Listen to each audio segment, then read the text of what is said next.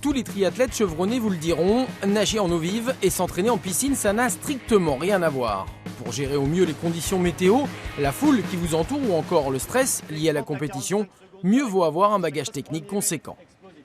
Vous allez à la boule, vous allez sur votre vélo, vous le faites pas en monoplateau. En pignon fixe, pardon. Vous le faites avec à peu près 20 vitesses à disposition, même si vous n'en utilisez que 5 ou 6. Okay, dans l'eau, c'est pareil. Okay, plus vous avez un arsenal technique important, mieux vous êtes armé pour aborder l'épreuve correctement. À Nantes comme ailleurs, la population du triathlon est très hétéroclite. Du débutant volontaire à l'athlète aguerri, tout le monde se côtoie dans une discipline pourtant pas si simple. Complexe, non, je dirais plutôt complète. Et après, chacun, il y en a qui vont être à fond, après il y en a qui vont faire les entraînements tranquilles, comme moi plutôt. Mais avec cette régularité de faire les 3 disciplines chaque semaine. Vous, par exemple, vous entraînez combien de fois? Entre 10 et 12 fois par semaine.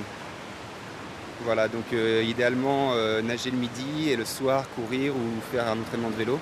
Le talon plus haut que les orteils et je recule tout en regardant les arbres. Magnifique, les arbres. À Saint-Jean-de-Mont, Michel dirige la séance d'entraînement avec un groupe très élargi où les coureurs à pied se muent progressivement en triathlètes et vice-versa. J'ai pas du tout de prétention perso. C'est vraiment se faire plaisir. Moi, je trouve que c'est tellement beau comme sport que pour en avoir fait un, mais de ne pas l'avoir super bien réussi, j'ai vraiment envie d'aboutir à un truc sympa et prendre beaucoup plus de plaisir que la première fois, quoi. Voilà.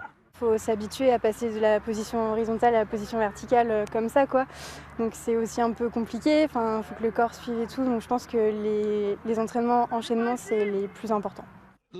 Le triple champion du monde de triathlon Mario Mola n'aurait pas mieux dit. L'Espagnol défendra les couleurs vendéennes lors du prochain Grand Prix de la Baule.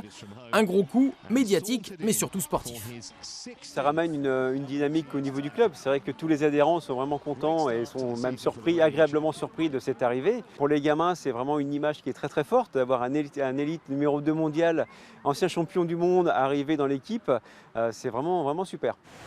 Cité en référence comme la discipline en vogue dans les années 2010, le triathlon fait des vagues depuis peu. Dans les clubs, on ressent même quelques remous. Maintenant, les gens sont un peu de passage.